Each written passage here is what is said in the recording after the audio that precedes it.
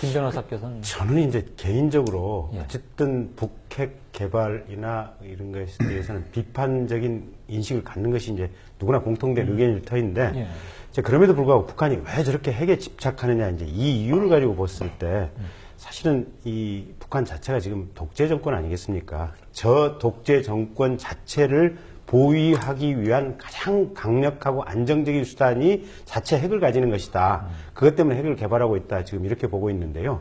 근데 이제 문제는 북한이 핵을 개발하는 것에 대해서 대한민국과 일본 또 미국이 불안해하고 있는 측면도 있지만 마찬가지로 인접한 북한의 동맹국인 중국 역시 굉장히 불쾌하고 마음이 편치 않은 상황들이면 틀림이 없거든요. 예.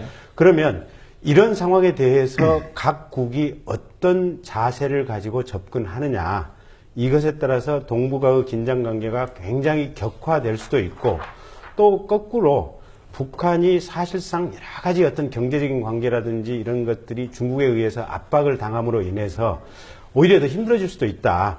사실은 북한의 경제난이라든지 이런 것들이 중국이 목을 죄므로써 간접적으로 여러 가지 어떤 안 좋은 악영향을 끼침으로써 더 힘들어지게 이렇게 변화될 가능성도 충분히 있는 것 같고, 다음에 이게 지금 4.13 총선과 관련해서 지금 어떤 영향을 미칠 것이냐, 별 영향 없다고 봅니다. 예. 왜냐하면 이 핵개발이 벌써 지금 아까 김우영 기자 말씀하신 대로 네 번째에 걸친 것이고, 국민들은 이 자체에 대해서 이미 둔감해 있고, 그래서 별 의미 없지 않느냐. 또 선거의 표심이라고 하는 것은 대체로 마지막 20일에서 한 10일 사이에 생기는 어떤 사건이라든지 어떤 그때 결정되는 민심에 의해서 좌우되는 측면들이 있기 때문에 지금 95일, 7, 8일 전에 발생한 이 사건은 그렇게 표심에 영향을 미치지는 않을 것이다.